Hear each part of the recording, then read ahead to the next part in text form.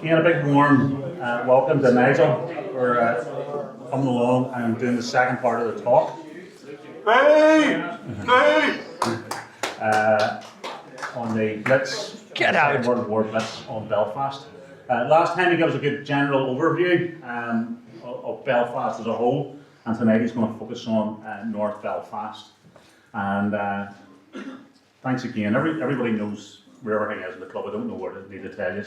So enjoy the evening and your appreciation for Nigel, please.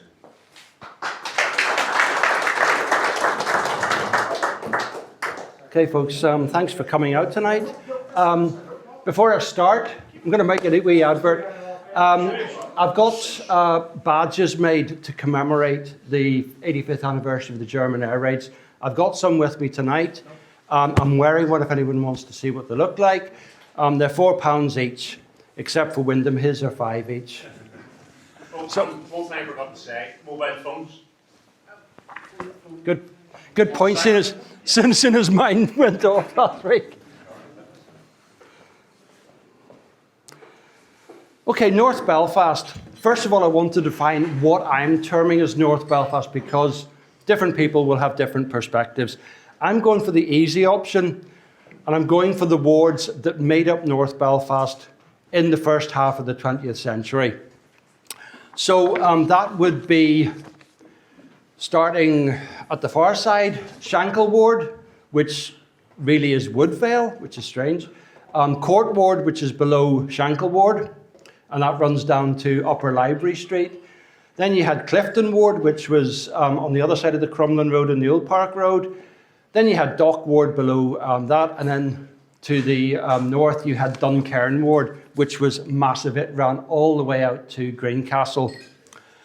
Last time I started off with a photograph and asked people if they recognised it. This is a photograph I'm not going to ask you because the chances of recognising it from that are impossible. This is Annandale Street in the New Lodge. This is it after the air raids and before they started demolishing all the damaged houses.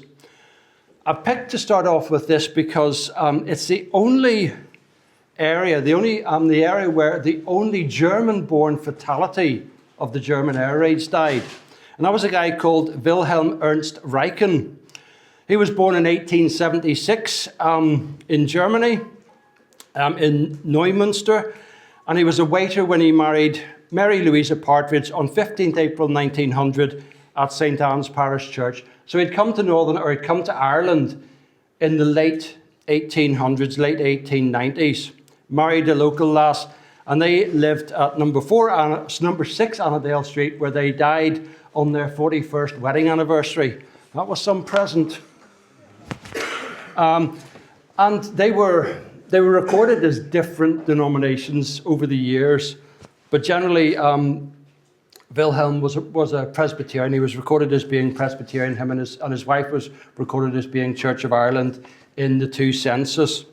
So when you think about Annandale Street nowadays, just off the New Lodge Road, below the Antrim Road, probably 100% Roman Catholic nationalist. But back then, the areas weren't so rigidly defined in religious terms. But to die on your 41st wedding anniversary, not great. So that's Annandale Street. You can see the damage to the houses. There's another photograph which shows this area down here after they cleared it. And basically just all the houses in Burke Street and Annandale Street were gone. Anyone recognise that scene? Well, as soon as I give it away with the caption, it shouldn't be too difficult. Just the top of Duncairn Gardens there? Yep, top of Duncairn Gardens. So if you're thinking about it, St. James's Church would be over here somewhere. So that's the Antrim Road. That's Duncairn Gardens. And over here would be... Sorry? Hillman Street, yeah. So it's that area, Duncairn Gardens running down here.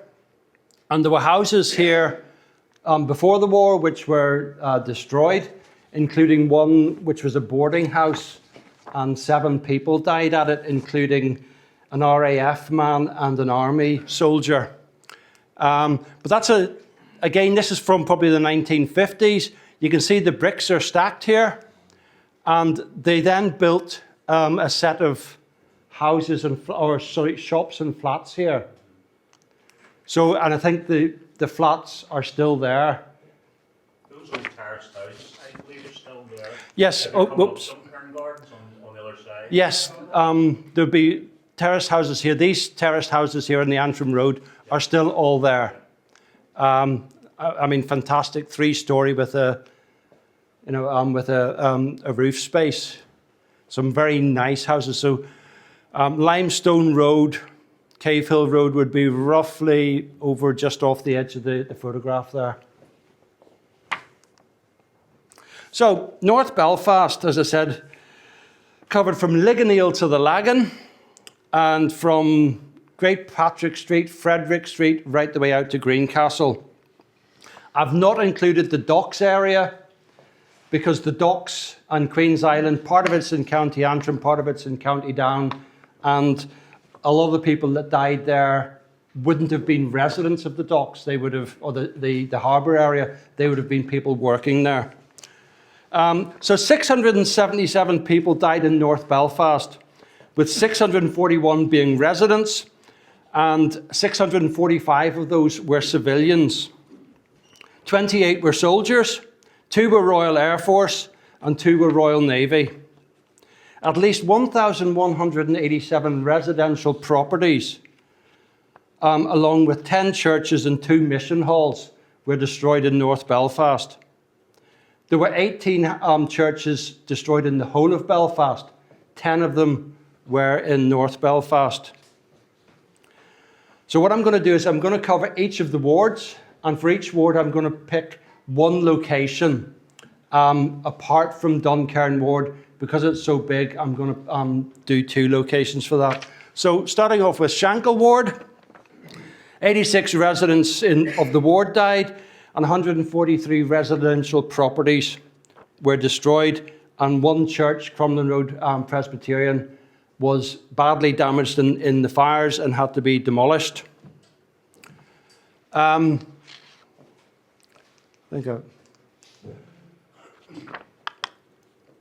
Road Presbyterian, as I said, was badly damaged. That's it before and after. So this tower here, that's what remained of the tower. And that rubble at the bottom here is the rubble that was the main part of the church. We've got a little interloper here.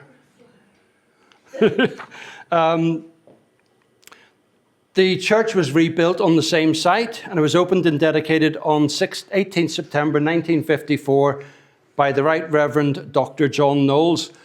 When they put in the foundation stones, they put in a memorial stone as well, which is still there.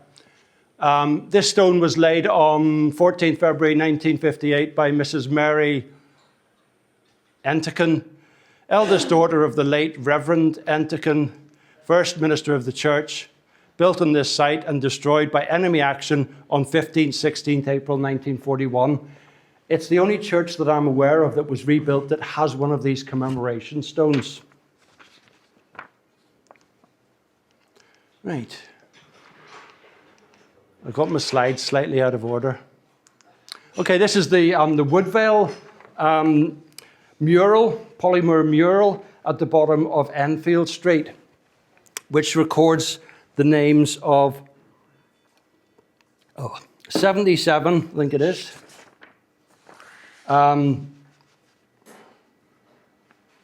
Cambrai Street area was one of the worst affected parts of Shankle Ward. The polymer panel records the names of 79 people who died. Some of those were people who lived in parts of the Woodvale area that were in Woodvale Road as opposed to Shankle Ward. So it's a bit of a mixture. It also only has details of the civilians who died, but there was 1 soldier, Private David Hutchinson of Dunfermline, who was serving with 810 Company Pioneer Corps. They were billeted at the Brookfield Spindle Factory on Sydney Street West, and he was killed there on 15th April 1941 at the age of 22. He's not listed on this tablet, so they must have been specifically looking at civilians from the area rather than people from Scotland or wherever. So I'm going to pick up on the Stevenson family. 4 members of this family died at 26 Ohio Street on 16th April 1941. They were buried in Carnmoney Main Cemetery 3 days later. The Stevenson fatalities are commemorated on the memorial tablet in Woodvale Methodist Church. Samuel Stevenson, this guy here, was born on 2nd January 1890 at Fowler's Entry in Portadown to James Stevenson, who was a shoe and boot maker. And his mother was Jane Patterson. The family lived at Emerson's Entry in Tandragee in 1901, but had moved to Ohio Street in Belfast by 1911. Samuel was living at 26 Ohio Street when he married Ellen Sillery of Montrose Street on 23rd December 1912 at St. Anne's Parish Church, now of course St. Anne's Cathedral. Ellen had been born on 24th May 1883 at Cambrai Street to William Sillery, a flax dresser, and Matilda Watson. Samuel was a member of the Young Citizen Volunteers of Ireland before the Great War, and he enlisted with the Royal Irish Rifles on 7th January 1915, deployed to France with 14th Battalion in October 1915. He was wounded and served at home from December 16 to May 1917, so if he was on home duties from December 1916, it's highly likely that he was wounded during the Somme offensive. The London Gazette, dated 30th October 1917, reported that Lance Corporal Stevenson had been awarded the Military Medal for Bravery, and he was admitted, so he got the Military Medal for Bravery. He was then wounded again and was admitted to the, pardon me, this water is very strong. He was wounded a second time and was admitted to the 2nd London Field Ambulance with pyrexia, which is a form of fever, which came as a result of the wounding on 19th November 1917, and was transferred to a base hospital on number 17 ambulance train the following day. He was evacuated to England on 30th December 1917 and was transferred to the Labour Corps. So a combination of his woundings and the illness meant that he wasn't fit enough for frontline service. So he was transferred to the Labour Corps, and he spent, in 1918, and he spent the rest of the war on home service duties. After the war, he became a postman, and he was a member of the Belfast City Temperance Masonic Lodge number 481, Belfast City Temperance Royal Arch Chapter 481, and the King's Loyal Defenders LOL 1298. I've identified 15 people who were members of the Orange Institution who died during the German air raids, and that's not information you'll get in a lot of the other sources about that period in our history. Samuel and Ellen were 51 and 57 when they died. Their son, James Stevenson, 28, was a civil servant with the Income Tax Department. Boo, who said that? And Richard Stevenson was 15 years old. So 4 members of the family. You can see the memorial that's at their grave. It's a modern memorial. That's not from the 1940s. And you can see, to honour the grandparents I never met, Samuel and Ellen, sons James and Richard, who perished in their home during the Belfast Blitz, 15th April 1941, part of me, part of you, and then down at the bottom, peace, not war. There is a plinth that it's sitting on, but it's unclear whether that's just to stabilise the ground or whether that was a previous headstone. So that's Samuel Stevenson and his family. Moving down into Court Ward, so that's basically the area below Agnes Street, running from Agnes Street down to Upper Library Street or Carrick Hill, bounded by Shankle Road and Peters Hill on one side, and Crumlin Road and Clifton Street on the other side. 52 residents died, and 16 people from other wards died in Court Ward.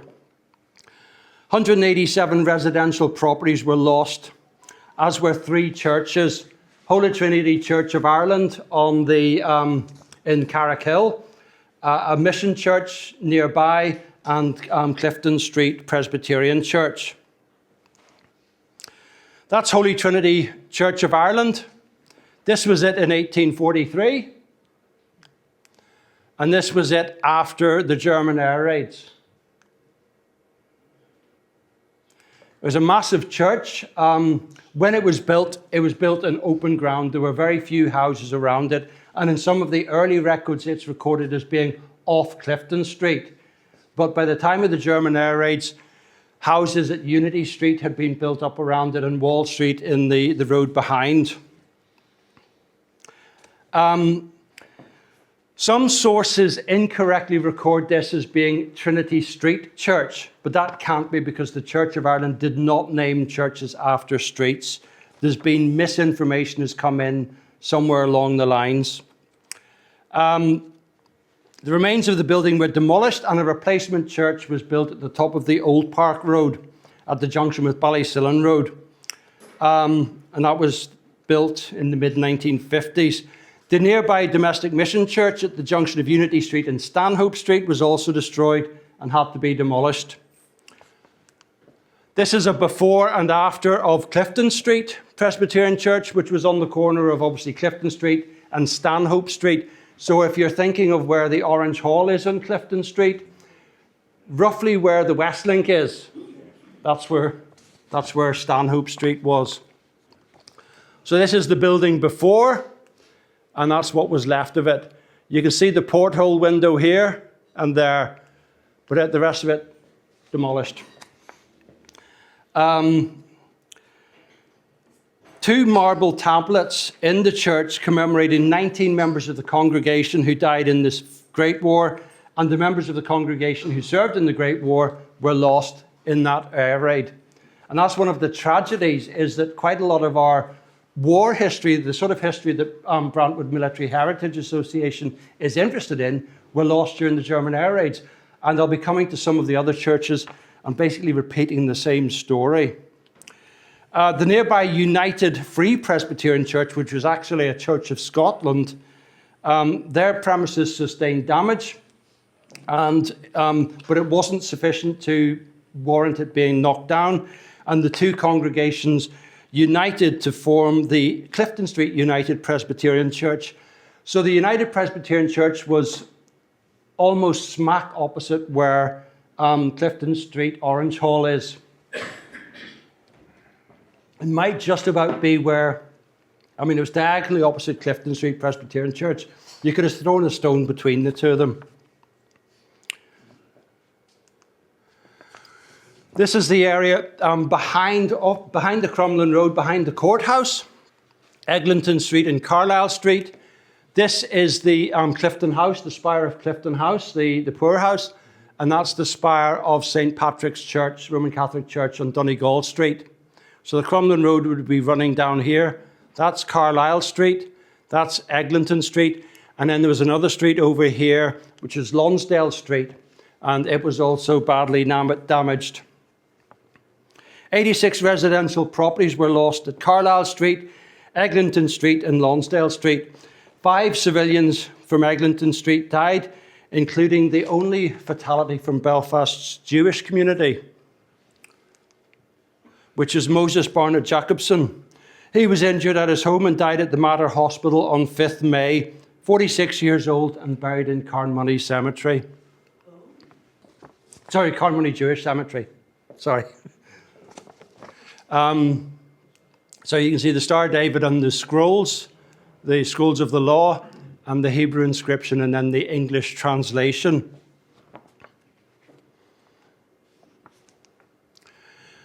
Also, that's a map showing the lost housing in and around that area. So this is Lonsdale Street, this is Eglinton Street, and this is Carlisle Street, and then you've got Denmark Street. So you can see here, this area had the significant damage. That was the Eglinton Public Elementary School, but this whole area was basically just wiped out.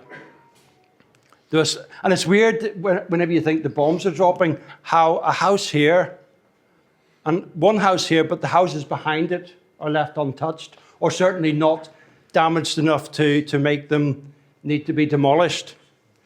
Same over here, the synagogue was hit, but the houses behind the synagogue had to be destroyed, demolished.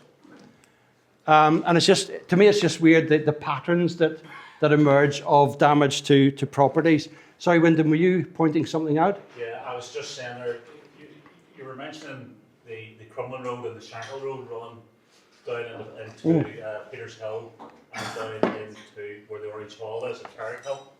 But I'm just saying that where the red square sits, at about 10 to 2 on the photograph, I was actually born on the Old Lodge Road just opposite where that red square was.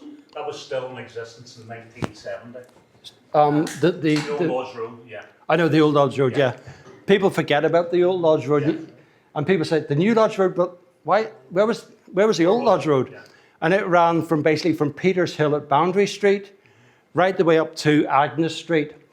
Took a bit of a left turn to go behind the courthouse, but then it came out at Agnes Street near the junction with Crumlin Road, Old Park Road, Clifton Park Avenue. But it's one of... Actually did a funeral for a very senior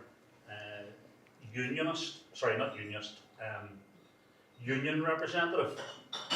And the people, the mourners that were there, that were following the hearse and what have you, were predominantly nationalists. Although this man was born and reared on the Old Lodge Road, and his request was, when he died, that we took the hearse down the back of the courthouse and down where the Old Lodge Road would have run.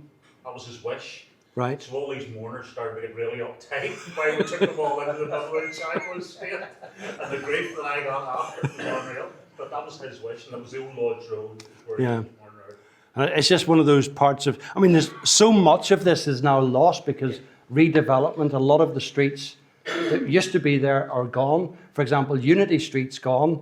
Wall Street, which ran parallel to Unity Street, there is still a Wall Street, but it now runs at right angles to the original Wall Street. So they've kept the name, but just put it in a different place, which means the Americans that come over in the cruise ships, and they say, oh, my great-great-great-great-great-great-granddad lived in Wall Street. Can you take me to Wall Street? Taxi driver, yeah, no problem. Takes them to Wall Street, and they're going, oh, this is where my granddad lived. Oh, he didn't. He lived a couple of 100 yards away. But anyway, that's beside the point. I mean, historic maps like this is from around about the tail end of the 50s, 1960s. From the point of view of the research I'm doing, they're fantastic because they show the blank spaces. Now I've lost my place. The Eglinton Public Elementary School was being used as the billets for 173 Company of the Pioneer Corps. And that was located, as you can see, there were houses on Eglinton Street, which backed right onto the back of the school. Building was badly damaged during the May air raids, and 14 soldiers, including their commanding officer, died in the air raids. This is the military headstone, the Commonwealth War Graves headstone for Major Edward Valentine Hemmelrich, who was 55 years old and had been awarded the Distinguished Service Order during the Great War. Most of the fatalities that died at Eglinton School or were injured and died at the Mater Hospital were from Great Britain, but one of them was a man from Belfast. And not only was he from Belfast, what part of Belfast was he from? Close but no cigar. North Belfast. So, you couldn't pick a better person for this talk. Hemmelrich, his family were of Dutch origins, and the name was originally, rather than being R-Y-K, was R-I-G-H. So obviously over the years that had changed a bit. But this is the headstone for John Nelson Hamilton, who was 36 years old when he died, buried in Bangor Cemetery. He was born on 19th March 1905 at Ballyholme to Thomas David Hamilton, a linen manufacturer, and Maud Caroline Nelson. He was educated at the Main Street Bangor Public Elementary School and then at Bangor Grammar School. So we're talking about a guy here who would have been from what we could term a middle-class family. John took up business in connection with the building trades, and he married Muriel Lucille Byford on 6th July 1933 at St. Peter's Church of Ireland on the Antrim Road. That's the one at the end of the North Circular. When John died, his parents were living at Highcliffe, Clifton Road in Bangor, and his wife and 2 children were living at Moyhelan, which is the name of the house, on Coolmoyne Road in Belfast. Clifton Ward.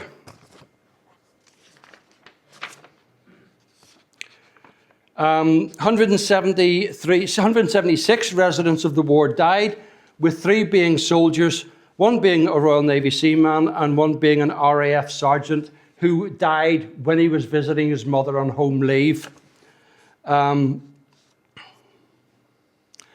Analysis of the street directories indicates that 343 houses in Clifton Ward were either destroyed during the air raids or had to be demolished.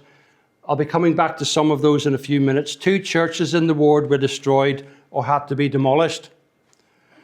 This is the old St. Silas Church of Ireland, which was on the Old Park Road, up near the junction with Ardoyne Avenue, I think it was. Yep. And it was surrounded by open land on 3 sides. So basically it was in a block which hadn't been developed at that stage. The Great War Memorial at St. Silas Church of Ireland was a pulpit constructed from white oak by Purdy and Millard. A brass plate at the front of the pulpit commemorated 30 men from the church who died in the Great War. A further 130 men had volunteered for war service from the congregation. The War Memorial pulpit, along with the church, was destroyed during the air raids. St. Silas, because of the demographic changes, they decided not to rebuild on the original site, and a new St. Silas church was built at the junction of Cardigan Drive and Cliftonville Road, and it was consecrated at the end of July 1958. The plans for this church originally showed a tower a bit like the one for Holy Trinity, but I think they ran out of money. And so what they had was this sort of half tower with a wee pinnacle roof on it rather than a big grand tower. The other church to be badly damaged in Clifton Ward was St. James Church, corner of Antrim Road and Cliftonville Road. So that earlier photograph I showed you would have been sort of along here, the top of, so that's the one at the junction of, beside BRA, at the junction of Cliftonville Road and Antrim Road. You can see the spire or the top of the one of the buildings of Belfast Royal Academy in the background. I just can't remember the name of the building. That's the Bruce building. Bruce, thank you. Who was that? Me. Well done.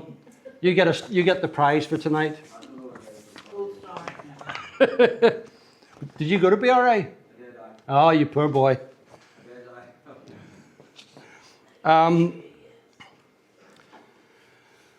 It was left as a shell and was eventually rebuilt in the 1950s, being reopened in September 54.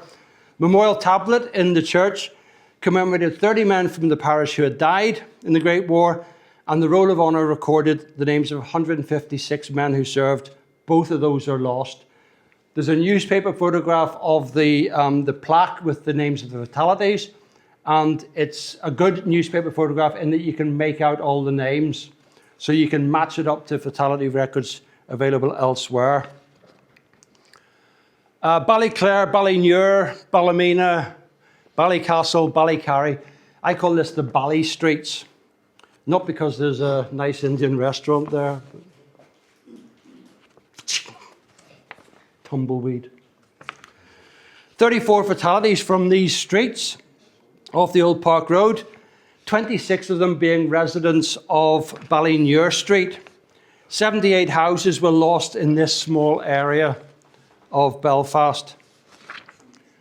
17 people died at one house number 4 Ballinure Street. And that was the home of Jeremiah and Lavinia Clark. They were both born near Ballymena, and they had married in West Presbyterian Church in that town on 8th February 1908. In 1911, they were living at James Street in Ballymena, and Jeremiah's occupation was recorded as being a horse jockey. Jeremiah enlisted with the North Irish Horse. Obviously, he worked with horses a lot, so it made sense. And he was posted overseas sometime after 1915. He was transferred to the 9th Battalion Royal Irish Fusiliers when the North Irish Horse was dismounted because cavalry were no longer suitable for that style of warfare. He sustained severe gunshot wounds to his left forearm on 23rd November 1917 in the fighting for the village of Mouvra. And that was during the initial phases of the Battle of Cambrai. Jeremiah Clark was discharged due to wounds on 16th October 1918 with the Silver War Badge. He was awarded a 40% disability pension at the rate of 16 shillings per week, with an allowance of 11 shillings and 10 pence per week for his wife and 3 children. Jeremiah and Lavinia were both 51 when they died during the Easter Tuesday air raid, along with 6 of their sons. So this sort of family tree shows us. So you've got Jeremiah Clark, not the organ composer, Lavinia Clark named Mars.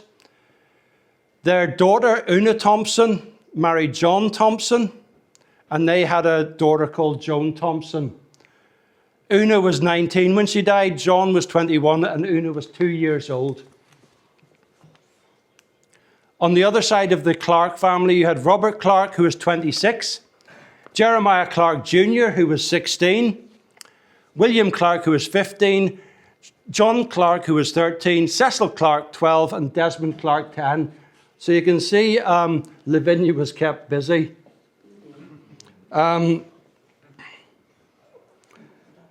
Robert Clark was employed at Short Brothers in Harland when he died, and Jeremiah Clark Jr. was a sheet metal worker. This will be of interest to you. Me? No, the fella behind you. Okay, sorry. What's your name again?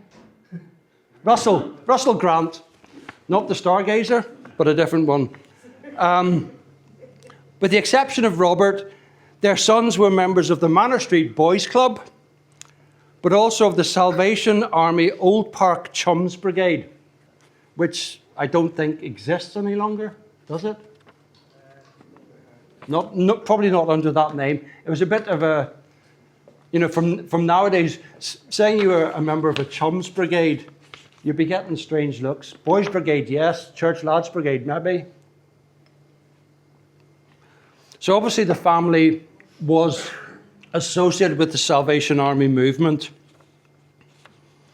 The Thompsons lived at Lee Street, which was further down the Old Park Road, nearer the junction with Crumlin Road. But that didn't end their tragedy.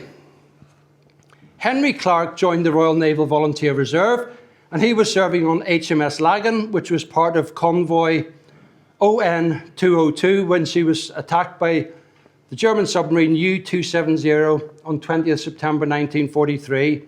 A torpedo struck the stern of HMS Lagan, killing 29 members of the crew and causing critical damage to the ship. Able seaman Henry Clark was 24 years old when he died, and he's commemorated on the Portsmouth Naval Memorial.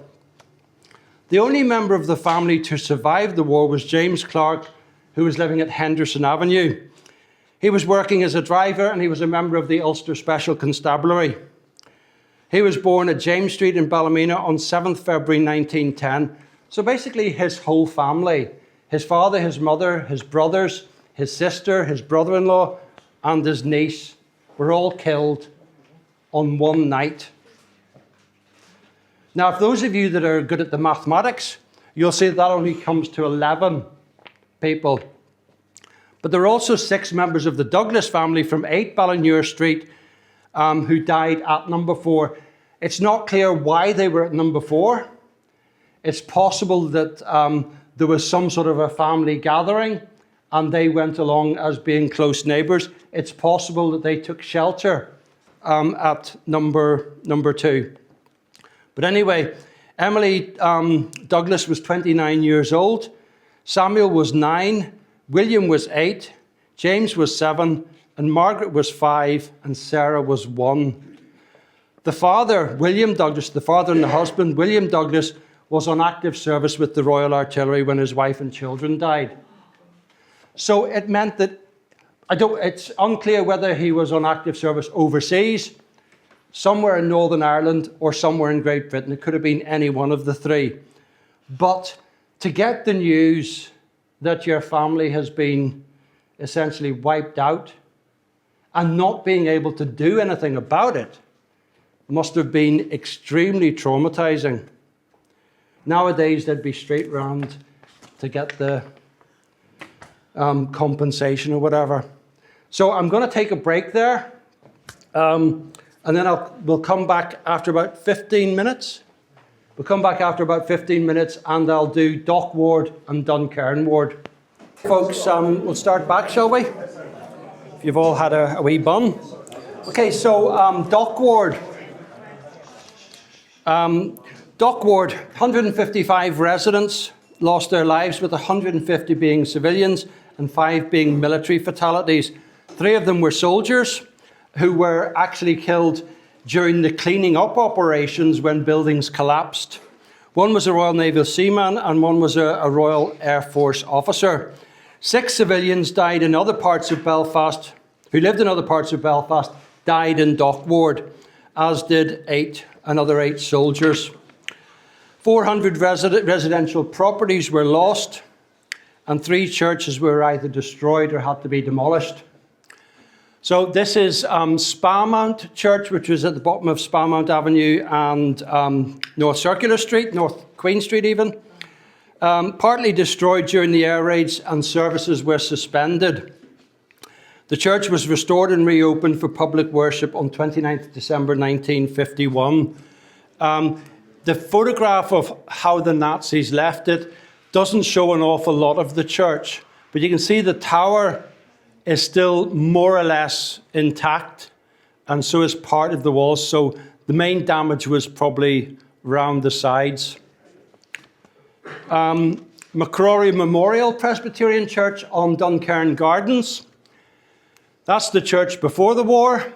That's the church immediately after the German air raids. There's all the rubble from the nearby houses, and that's the rebuilt church. When you look at those 3 photographs, you can see that they used the same architect's plans when they rebuilt the church. It was at the corner of Duncairn Gardens and Edlingham Street, and the building is still there. It's now used by another faith group, another Christian group. It was badly damaged during the fire raid in May 1941, and the remains of the church were demolished in 1949. The new church was dedicated on Saturday, 3rd May 1952, 2 days short of the 11th anniversary of its destruction. Newspaper articles reported that 62 members of the congregation died during the air raids. It's possible that some of the 62 were actually members of the congregation who died on active service with one of the armed forces, but we don't have the records to be able to ascertain that. A stained glass window commemorating the German air raids was installed, and when McCrory Memorial closed and merged with Fort William, the window was moved to the Mater Hospital, where it's currently in storage. I'm trying to get hold of it so that I can photograph it, see what it looks like. York Street Presbyterian Church, located at the junction of Earl Street and directly next to the Gallagher's tobacco factory, was badly damaged during the Easter Tuesday air raid and had to be demolished. 2 memorials commemorating the Great War were lost during the air raid. Inside the church, there was a memorial tablet commemorating 14 men from the congregation who had died, and also recorded the names of the members of the congregation who served. On the external wall of the church on Earl Street, a stone tablet was erected commemorating 36 men from Earl Street and District. So that would be Earl Street, Sussex Street, Grove Street, Vere Street, and probably the York Street road in front of it. It also recorded the names of 96 people from the area who had served in the Great War. The church was not rebuilt because, again, the demographics had changed. What had been a largely mixed area in the early part of the 20th century had become a predominantly nationalist or a Roman Catholic area. And the congregation merged with Castleton Presbyterian Church on York Road, and the United Congregation adopted the name Alexandra Presbyterian Church. This map, so this is York Street, Henry Street, Earl Street, Meadow Street, and just off here is Broome Street running up to Duncairn Gardens. That was Gallagher's tobacco factory, which was damaged but not destroyed. This was the York Street Flax Spinning Company, which was 6 stories high. It was hit by several bombs. The walls collapsed onto the houses, mainly in Sussex Street and Vere Street. So not only did they have to worry about bombs dropping on their houses, they had to worry about the wall of the flax spinning mill dropping on them. That's York Street Presbyterian Church, and that was the Earl Street Public Elementary School. That was a Bank of Ireland, which was the only building left standing in that row. And that was the Ulster Bank. So you've got Sussex Street, Vere Street, Grove Street and Earl Street, Dale Street and Cross Street. And basically that whole area was virtually, in terms of housing, was virtually wiped out. This is an aerial photograph taken in the 1950s, which shows the same area. So you can see the Bank of Ireland still standing, but the bottom end beyond Dale Street of Vere Street, Grove Street and Sussex Street is all gone. At the front part or the lower part of Sussex Street is also gone, including an apprentice boys band hall. But you've got 3 or 4 houses here in the middle that survived. And that's where the York Street Flax Spinning Company was. The only thing that was left standing was the chimney. 154 residential properties were lost in this area. On York Street, between Trafalgar Street and Earl Street, there were 13 shops with residential accommodation above them. And 2 adults and 5 children under the age of 18 died at number 261 York Street on 16th April 1941. Their bodies were identified at St. George's Market 2 days later, and they were buried in the Temple Corran graveyard at Ballycarry on 20th April. William Hutchinson was born on 17th July 1901 in Coleraine. To John Hutchinson, who was a railway porter, and Sarah O'Neill, the Roll of Honour for Terrace Row Presbyterian Church records that William and his brothers served with the Royal Inniskilling Fusiliers during the First World War. Now, as he was born in 1901, he may well have enlisted, but it's very unlikely that he served overseas because in 1918 he would have been 17. So the chances are he never served overseas. William married Sarah White Kennedy on 25th December 1922 at Sinclair Seamen's Presbyterian Church. And William ran a home decorating shop, wallpaper, paints, that sort of thing. 39 years old when he died. Sarah was older than him at 46. Elizabeth Kennedy Hutchinson, their eldest daughter, was a shop assistant. She was 17 when she died.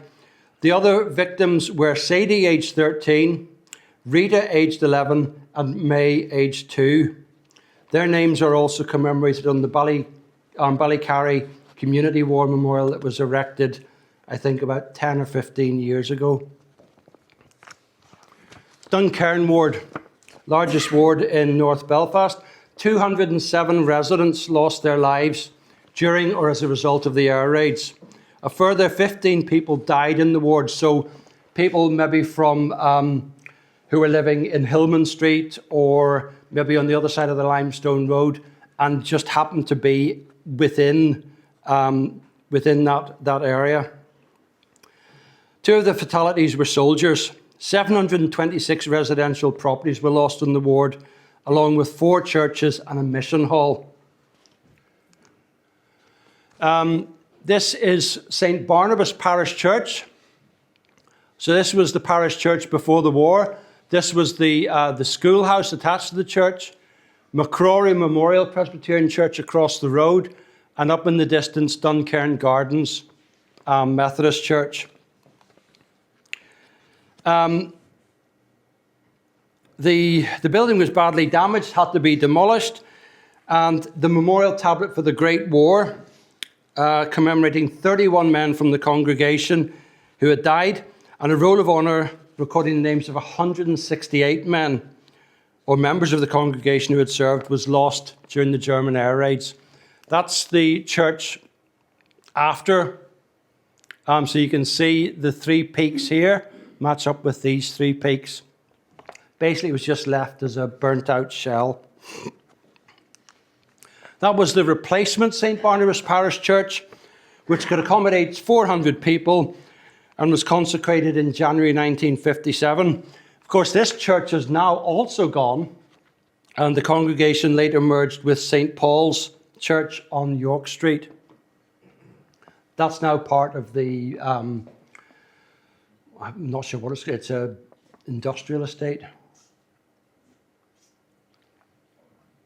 I think it's north side, maybe. Yeah. Further up the road on the same side as St. Barnabas Church was Duncairn Gardens Methodist Church. It was located between Kilronan Street and Ilchester Street, and the Great War Memorial Tablet recorded the names of 14 men who died and 100 who served. Church was destroyed and the memorial was lost. The congregation worshipped at Carlisle Memorial Methodist Church until Cave Hill Methodist Church was established or formed in 1947. A new church building was built on the Cave Hill Road in the 1950s and dedicated in April 57. Unlike the other churches, unlike St. Barnabas or York Street, we have a photograph of the tablet that was in Duncairn Gardens Methodist Church. Now, this photograph must have been taken in the 1930s to still have it after the church was destroyed. Beautiful piece of marble work. You've got the names of the fatalities in a small panel here, and then the names of those who served. So even though we've lost the memorial, we know who was commemorated on the memorial. On the other side of Tigers Bay was Newington Presbyterian Church. And again, that's the church before, and this is the church after. Again, the outer walls are standing, but there's little else. Their war memorial was a bit different. It was a cabinet. So a bit like a darts board with the doors, and you open the doors. Inside, at the back, was a brass panel with the names of the fallen. And then on the inside of the doors was the roll of honour of those who served. It commemorates 65 men and 1 woman who died in the war, and the names of 340 people who had served. Again, this memorial was lost. That's the only photograph I've ever seen of the memorial. This is in a history of the church, so it's good enough that you can read the names. But what we don't have is any photographs of the 2 inside door panels. I think it's the only church in Belfast that had one of these types of war memorials. There is one in Shankill Parish Church in Lurgan. The new church, which is the building which is still standing, was dedicated in September 1952. And even in that photograph, you can still see the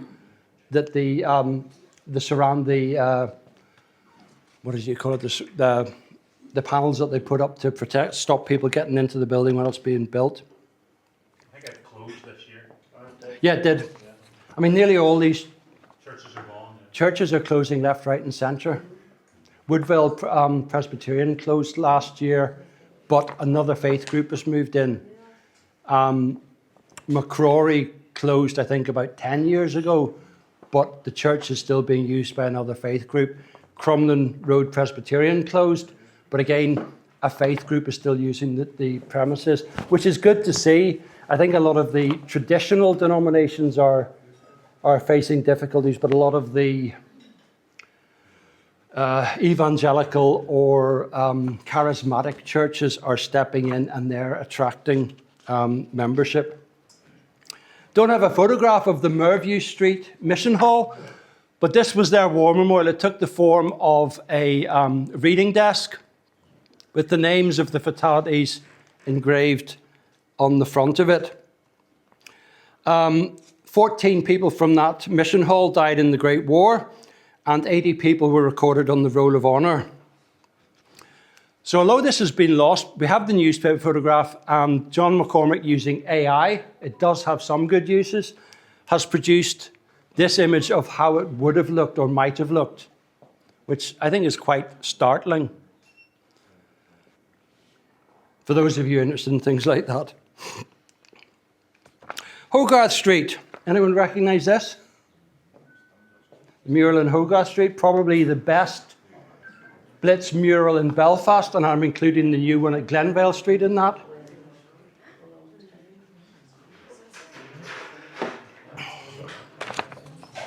It is a fantastic piece of work. If you've never been up to see it, go and have a look at it. You can see there Newington Presbyterian Church and the Methodist Church.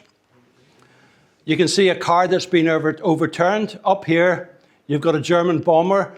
And if you look closely when you're up at it, you can actually see 3 bombs falling out of the bay. You've got the milkman clambering over the rubble. And you've got 3 children, evacuees, sitting on a settee waiting to be evacuated. In one part of Belfast, a small organ was salvaged from a hall. So you've got a wee bit of a sing-song going on with the ARP wardens and this lady. One of the things I like about this mural is that there's an electricity cabinet at the front of the wall, but the artist has made it look like it's a set of drawers. It makes it look like they've recovered a set of drawers, which to me is just a fantastic thing to do. But it truly is a beautiful mural. But 64 residents of Hogarth Street died, with 4 of the fatalities being recorded with homes in Scotland. It's likely that these were people who were married in Belfast and they'd gone to Govan, to Glasgow, wherever, for the husband seeking work. When the air raid started in Great Britain, they were sent home for safety, because at that time, they didn't think the German bombers could reach Northern Ireland. So these people were sent home, sent back to Belfast so that they would be safe, and they end up losing their lives. A gentleman over here was telling me about a family lived in Berrien Gardens called Danby. They were originally from Hull in the east coast of England. Some of the family, the son and his wife and children, had moved over in the 1930s. And whenever the Germans bombed Hull in 1940, other members of the family decided to join them. So they came to Belfast to be safe from the German bombers and ended up losing their lives. 16 people from 3 families in 3 adjacent houses were killed. 2 people from Greenmount Street and 3 people from Glenrosa Street South also died at Hogarth Street. So you get people that just happen to be in a street when it was bombed. The 1941 street directory records 77 houses in Hogarth Street. 76 of those houses were recorded as being vacant in the 1942 directory. That means they'd been damaged and they were no longer habitable.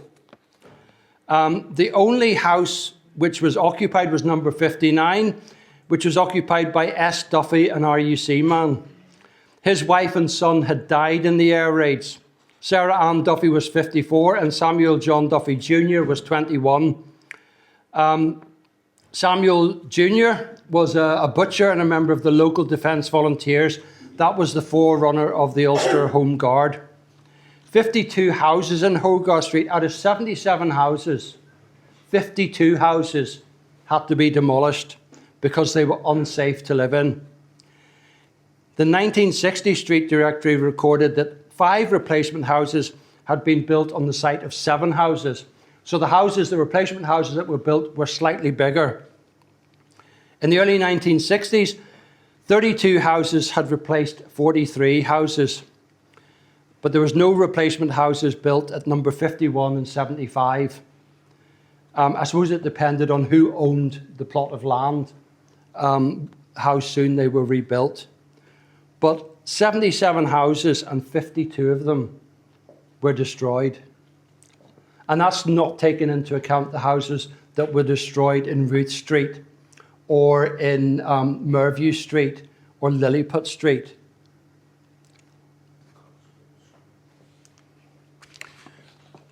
Nine people died at number 23 Hogarth Street during the Easter Tuesday air raid, with one body either not being recovered or being unidentifiable. The bodies of the other 8 fatalities were recovered and buried in Knock Burial Ground on 23rd April. Again, this is just a simple family tree to try and show the connections. All the ones in red are the people who died. Joseph Michael Donnelly had married Susanna Moorhead McKnight on 26th December 1897 at St. Paul's Church of Ireland, York Street. Joseph was a Roman Catholic, Susanna was Church of Ireland. In the 1911 census, all their sons were recorded as being Roman Catholic, and all their daughters were recorded as being Church of Ireland. The Donnelly family lived at 23 Hogarth Street from at least 1915, and there was a family coal delivery business. Joseph was 66 years old when he died, and Susanna was 67. Susanna Hope Donnelly was 38 years old. Thomas Michael Donnelly was 36. Annie Donnelly was 34. Maggie Donnelly died on the day after her 33rd birthday. Arthur Donnelly was 31, and Robert Moorhead Donnelly was 25. Maggie Moorhead McKnight was a winder at the Jenny Mount Mill, which is not that far from... Did you work there? Oh. You're not that old? When did Jenny Mount Mill close? I don't know. Our mummy used to work there. 1830. Was that you again, Mr. Black? No, not me this time, no. But yeah, Jenny Mount Mill was probably one of the biggest employers in sort of the York Street, York Road area at that time. Okay, a lot of the men from this area would have gone to the shipyards or worked in Harland and Wolff's or Sirocco Works and so forth. Whew. So moving on to Verrian Gardens. We have a man that used to live in Verrian Gardens, so that's why it's being included, basically. This is Verrian Gardens, or what was left of Verrian Gardens in Greencastle after the German air raids. It ran between Whitewell Road and Serpentine Road, and parachute mines resulted in 34 fatalities. Parachute mines, I can't remember whether I mentioned this in the last talk, but parachute mines were random. Because they're on the end of parachutes, they get carried with the wind. It's not like the heavy ordnance where if you drop it, it more or less goes down in a straight line. The parachute mines, they drifted. So they weren't targeting anything specific. They were dropped to create havoc and to create panic in the community. 34 fatalities, 8 members of the Danby family, covering 3 generations, died at 45 Verrian Gardens.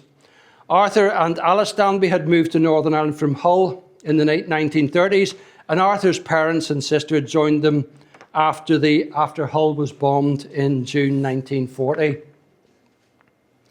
The 1941 street directory recorded 48 houses in Varian Gardens, and all were recorded as vacant in the 42 directory. That means they'd either been destroyed or had been damaged and couldn't be lived in. The sites of 34 houses were recorded as vacant ground in the 1943 directory. That means that the buildings on them had been demolished. All the damaged and demolished houses had either been repaired or replaced by 1951. Now that's quite quick when you consider that in Hogarth Street in 1960, there were still 30 or 40 houses that hadn't been replaced. It's probable that's because Varian Gardens was slightly more upmarket than Hogarth Street. Also, that the landowner, wanting to recover his losses, wanted to get the buildings replaced as soon as he could, so people could be back in and paying rent. 4 members of the Power family died at number 38 Varian Gardens during the Easter Tuesday air raid. And they're buried in Our Lady's Acre Cemetery in White House. Patrick Power was born on 20th November 1903 at Keegan Street in Cromack Ward, which is South Belfast, to Patrick Power and Susan Burns. He married Margaret O'Kane on 10th July 1924 at the Roman Catholic Church of St. Patrick on Donegal Street. He was recorded as the occupant at 38 Varian Gardens from 1936. He was an oiler when he died, aged 37, along with 3 of his children: Bridget, aged 7, Thomas, aged 8, and Gerald, aged 12.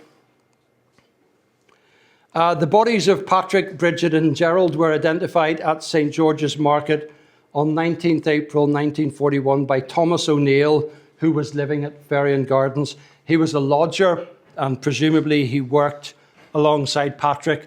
This is a modern headstone, obviously. It's unclear whether it replaced an earlier headstone, but much-loved husband and father Patrick and beloved children Gerard, Thomas and Bridget, all killed in the Blitz, 16th April. Margaret lived on until 1987. And that's a collage photograph of Patrick Power, Gerard Power or Gerald Power, aged 12, Thomas Power, aged 8, and Bridget Power, aged 7. Thank you very much for your time.